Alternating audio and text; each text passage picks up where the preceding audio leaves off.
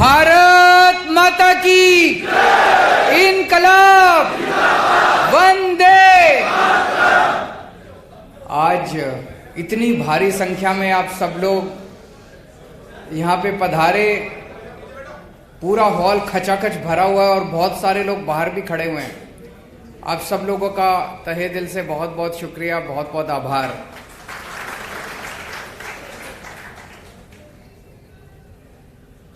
मैं आप लोगों से पूछना चाहता हूं कि 27 साल से तो भाजपा है यहाँ पे, उसके पहले कांग्रेस थी।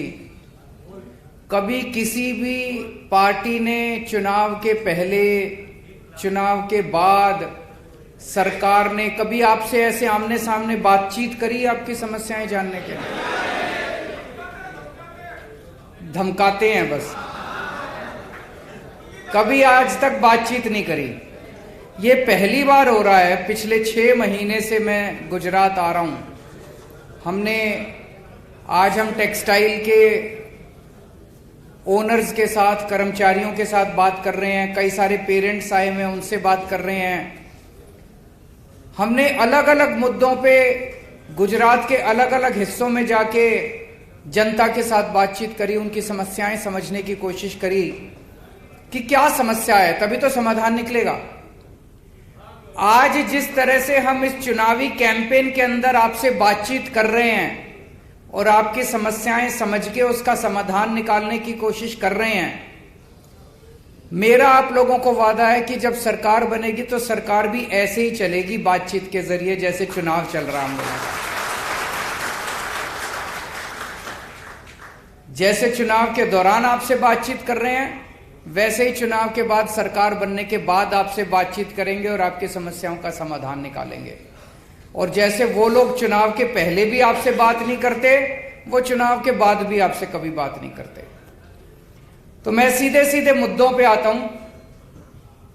सबसे पहली चीज है, जिस समाज में व्यापारी खुल के निडरता के साथ व्यापार नहीं कर सकता, वो समाज की अर्थव्यवस्था कभी भी आगे नहीं बढ़ सकती। वो समाज गरीब ही रहेगा, वो समाज अमीर नहीं बन सकता।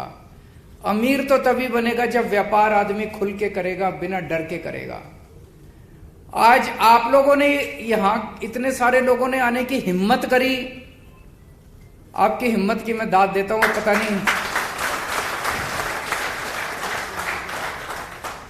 पता नहीं कितने आप में से कितने लोगों के नोटिस वोटिस आ जाएं, रेड वेड हो जाए, है कि नहीं है?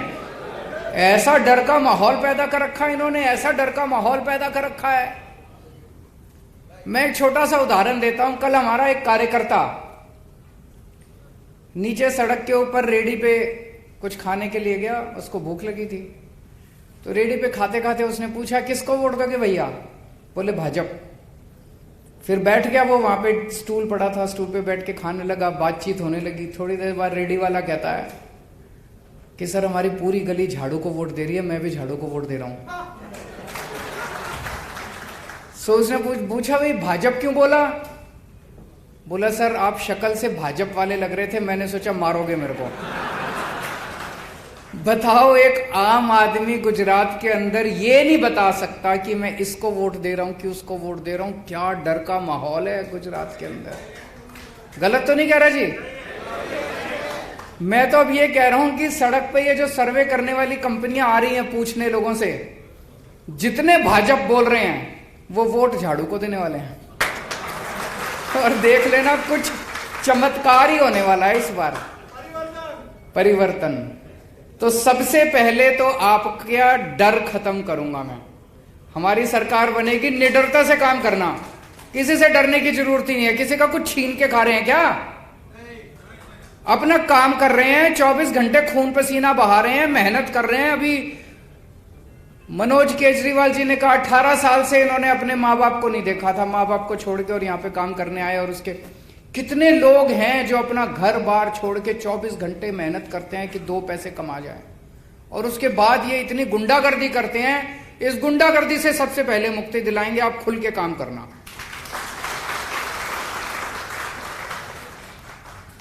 सम्मान देंगे आपको।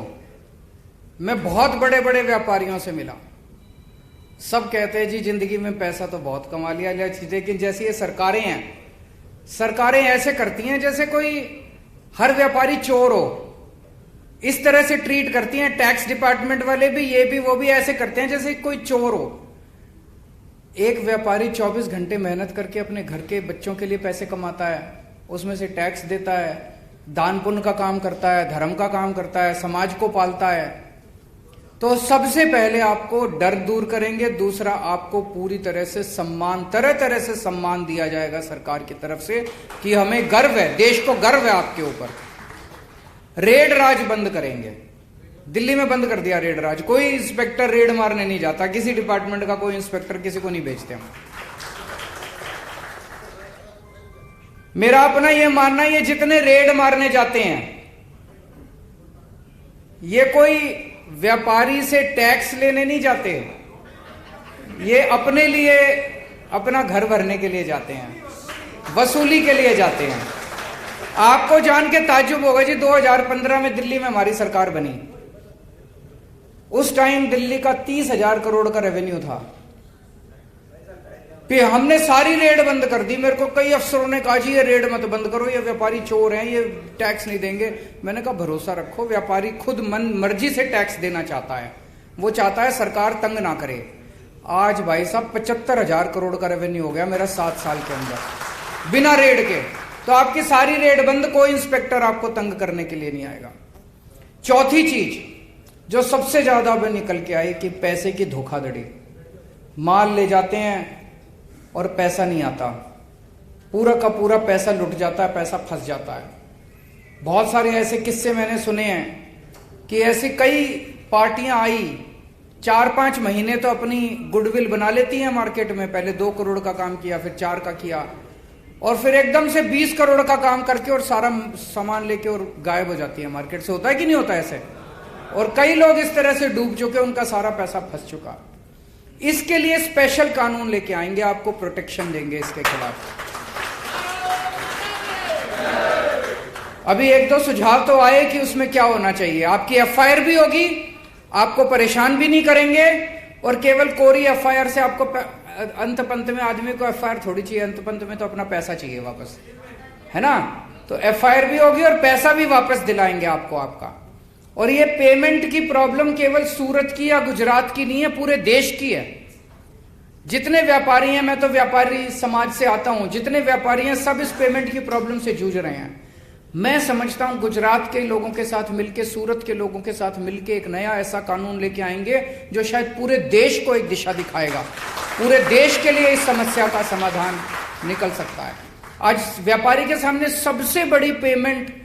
सबसे बड़ी समस्या पेमेंट की धोखाधड़ी की है।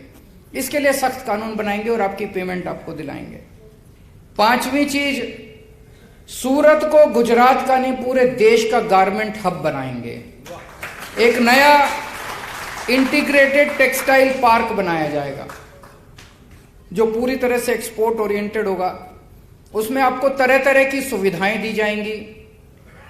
सुविधाएं सरकारी तौर पे इन द सेंस की, मान लो टैक्स ब्रेक्स हैं, टैक्स इंसेंटिव्स है, वो भी दिए जाएंगे, और सारी फैसिलिटीज भी बना के देंगे। अभी मेरे को पता चला मल्टी स्टोरीड बिल्डिंग्स में आप काम करते हैं, वहां ना पानी है ना सीवर है, बुरा हाल है आप लोगों का।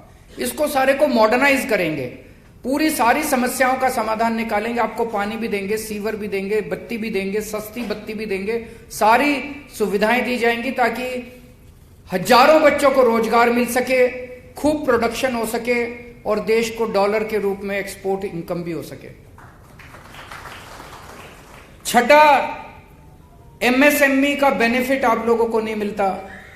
आप अगर लोन लेने जाते हो तो कोलेटरल मांगा जाता है, तो एक तो सबको एमएसएमई का बेनिफिट भी दिलाएंगे, और अभी जो 25 लाख रुपए की लोन की लिमिट है उसको 1 करोड़ रुपए लोन की लिमिट किया जाएगा।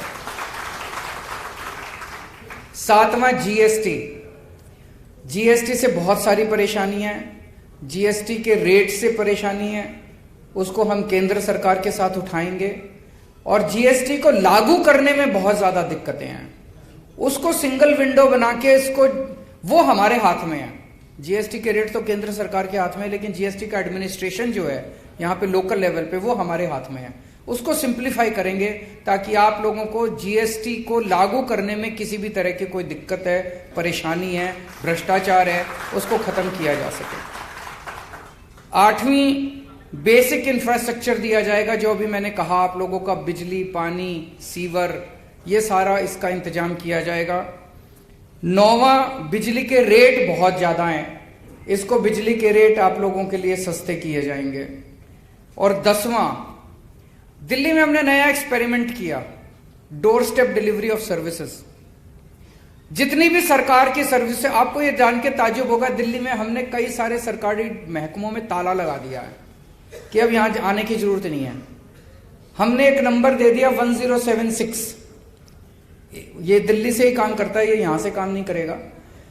आपको दिल्ली सरकार से कोई भी काम हो, आपको कोई लाइसेंस लेना है, आपको किसी भी तरह का काम है, आप 1076 पे फोन करो, वहां से आवाज आती है जी आपको क्या काम है, आप अपना काम बता दो। फिर वो कहता है जी आपको, आपका ये काम करने के लिए मैं आपके घर कितने बजे आऊं।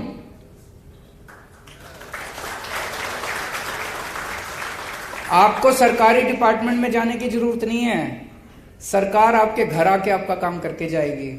आप अगर कहते हो जी मैं तो लेट आता हूं दफ्तर से, रात को 10 बजे आना, रात को 10 बजे दिल्ली सरकार से एक अफसर आपके घर आके आपका काम करके जाता है। किसी दलाल के चक्कर काटने की जरूरत नहीं, किसी को रिश्वत देने की जरूरत नहीं, दफ्तर से छुट्टी लेने की जरूरत नहीं, सब कुछ ऑनलाइन है। और जो ऑनलाइन ना कर सके उसके door step delivery of services है।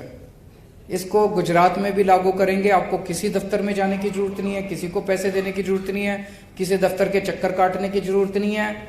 अपना काम करो, फलो फूलो, यही हम चाहते हैं। आप फलोगे तो देश तरक्की करेगा, और आप अपना धंधा छोड़ के सरकारी दफ्तरों के चक्कर काटोगे तो देश भी कैसे तरक्की करेगा। ये सरकारी दफ्तरों को भूल जाना, एक बार हमारी सरकार बनेगी, आप चिंता मत करना, सरकारी दफ्तरों को हम संभाल लेंगे, आप अपना धंधा संभालना। अब 2 बातें और आई। एक तो सुराना साहब ने फीस की बात करी और उनके साथ कई सारे पेरेंट्स आए हुए हैं। आपकी बात बिल्कुल सही है सुराना साहब, सारे स्कूल खराब नहीं है प्राइवेट, लेकिन अधिकांश स्कूलों ने गुंडागर्दी मचा रखी है, बहुत ज्यादा गुंडागर्दी मचा रखी है। कानून के मुताबिक कोई भी स्कूल, जितने स्कूल होते हैं ना, ये कानून के मुताबिक चैरिटेबल ट्रस्ट होते हैं, ये उससे कमाई नहीं कर सकते। कोई भी स्कूल आपकी फीस से कमाई नहीं कर सकता, प्रॉफिट नहीं कमा सकता। हमने दिल्ली में, हमारी सरकार बनी, हमने दिल्ली के सारे स्कूलों का ऑडिट करवाया, फाइनेंशियल ऑडिट। और आपके जान के ताज्जुब होगा, नाम लेना तो ठीक नहीं है, लेकिन अपने मन में सोच लेना, देश के जितने बड़े से बड़े नामी गिरामी स्कूल हैं, किसी के पास 40 करोड़ की एफडी, किसी के पास 60 करोड़ की एफडी, पैसे कमा एफडी करा करा के बैठे हैं, उससे इंटरेस्ट पे इंटरेस्ट कमाए जा रहे हैं, और आपके बच्चों की फीस पे फीस बढ़ाए जा रहे हैं। ये तो गैर कानूनी था। आपको यह भी जान के ताज्जुब होगा, हमारी सरकार जब ऑडिट खत्म हो गया, कई स्कूलों से हमने एफडी तुड़वाई और बच्चों की कई कई सालों की फीस वापस करवाई। ये कोई चमत्कार से कम नहीं था। आज तक इतने बड़े बड़े स्कूल, आप मन में जो भी स्कूल सोच सकते हो सोच लो, उन स्कूलों ने अपने बच्चों के पेरेंट्स के अकाउंट में पैसे वापस करे हैं। ऐसा हुआ इस देश के अंदर, नहीं तो कौन स्कूल वापस करता है पैसे। कभी लाइब्रेरी फीस, कभी डेवलपमेंट फीस, कभी पिकनिक फीस, कभी ढिमका फलाना ढिमका फीस, फीस पे फीस लेते रहते हैं ये लोग। तो एक ये करा, और उसके बाद हमने ये कर दिया, भाई कोई भी फीस अगर बढ़ानी है तो आप सरकार से परमिशन लोगे। 7 साल से दिल्ली में किसी स्कूल को फीस नहीं बढ़ाने दी हमने आज तक। गौतम साहब ने कहा कि उनकी बच्ची को स्कूल से निकाल दिया गया, तो 2 चीज है सुराना साहब, एक तो सारे गुजरात के लोगों को कह दो हमारी सरकार बनवा दें, अगले 5 साल तक किसी प्राइवेट स्कूल को फीस नहीं बढ़ाने देंगे, ये मेरी गारंटी है। और दूसरा, गौतम साहब जैसे जितने लोग हैं जिनके बच्चों को इन्होंने गुंडागर्दी करके स्कूल से बाहर कर रखा है, सरकार बनने के 24 घंटे के अंदर सारे बच्चे स्कूल के अंदर होंगे।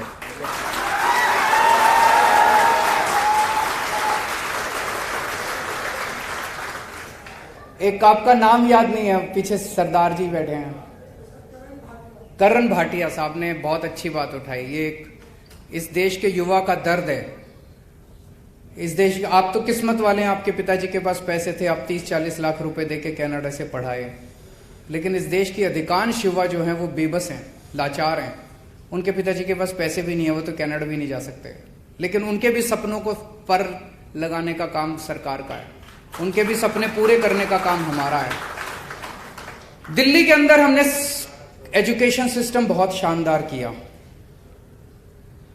ऐसा नहीं कि सब कुछ अचीव कर लिया, अभी बहुत कुछ अचीव करना बाकी है। लेकिन हमें ऐसी शिक्षा व्यवस्था इस देश के अंदर तैयार करनी है कि हमारे बच्चों को कनाडा, अमेरिका और वो अभी वो जो देश है जहां वॉर चल रहा है, यूक्रेन में बताओ, मेडिकल करने के लिए, मेडिकल की पढ़ाई करने के लिए यूक्रेन जा रहे हैं हमारे देश, हमारे बच्चे। हमारा देश कितना बड़ा देश है, कितना तरक्की कर चुका, और हमारे पास मेडिकल कॉलेजेस नहीं है। तो हम ऐसी शिक्षा व्यवस्था लेके आएंगे इस देश के अंदर, और दिल्ली के अंदर करके दिखा दिया। दिल्ली के अंदर सबके लिए एजुकेशन फ्री कर दी हमने, सब अमीर हो या गरीब हो, सबकी एजुकेशन फ्री है। और शानदार एजुकेशन कर दी, शानदार स्कूल बना दिए, सरकारी स्कूल शानदार बना दिए। बच्चे प्राइवेट स्कूलों से अपना नाम कटा कटा के सरकारी स्कूल में भर्ती हो रहे हैं। तो एजुकेशन सिस्टम अच्छा करना है, कॉलेजेस अच्छे बनाने हैं, अच्छे अच्छे शानदार कॉलेजेस बनाने हैं, और ऐसी व्यवस्था करनी है कि हमारे बच्चे कनाडा जाने के बजाय कनाडा के बच्चे अब इंडिया आने लगे पढ़ने के लिए। अपने बच्चों के लिए रोजगार का इंतजाम करना है। हो सकता है, बिल्कुल हो सकता है। दिल्ली के अंदर हम 11वीं क्लास से बच्चों को बिजनेस करना सिखाते हैं। हमने बच्चों के अंदर कूट कूट के भर दिया 8वीं 9वीं 10वीं 11वीं 12वीं में कि मैं बड़ा होकर नौकरी मांगने वाला नहीं बनूंगा, नौकरी देने वाला बनूंगा। तो वो बच्चे, उनको हम सारी चीजें, सारी पढ़ाई कराते हैं, उनको नए नए आइडियाज देते हैं कि कैसे मेरे को बिजनेस करना है। 9वीं 10वीं क्लास से उसको ये सोचने के लिए मजबूर करते हैं कि मैं बड़ा होकर क्या बिजनेस करूंगा। और अगर सारे बिजनेस करने लगेंगे तो एक एक बच्चा बड़ा होकर 3-3 4-4 लोगों को तो नौकरी देगा। तो हमें इस किस्म का माहौल तैयार करना है। लेकिन इस किस्म का माहौल तैयार करने के लिए पहले अपने जितने लोगों को हम चुनते हैं, आज मैं गोपाल इटालिया जी से बात कर रहा था, वो बता रहे थे भाई पहले मंत्री तो पढ़े लिखे हों तभी तो।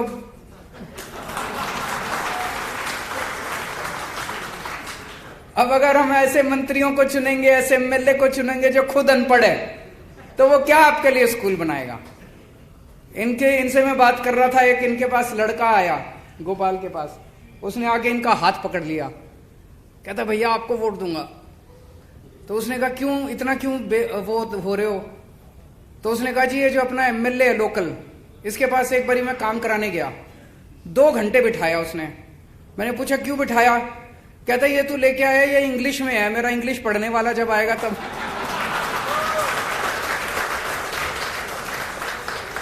तो यार हम ये नहीं कह रहे इंग्लिश कोई बहुत अच्छी भाषा है, या लेकिन ऐसे लोगों को तो मंत्री को तो अंग्रेजी तो पढ़नी आनी चाहिए, हिंदी तो पढ़नी, चलो अंग्रेजी नहीं गुजराती तो पढ़ ले कम से कम, ऐसा तो हो कम से कम अपना मंत्री। पढ़े लिखों को वोट दो, ईमानदार लोगों को वोट दो। अभी तक 27 साल में आप लोगों के पास कोई वो नहीं था, मौका नहीं था। पहली बार ऊपर वाले की कोई कृपा हो रही है कि ऐसा जबरदस्त माहौल बन गया। सारे लोग मिलके इस बार बदलाव करो, नई सरकार लेके आओ, मिलके तरक्की करेंगे। बहुत बहुत शुक्रिया।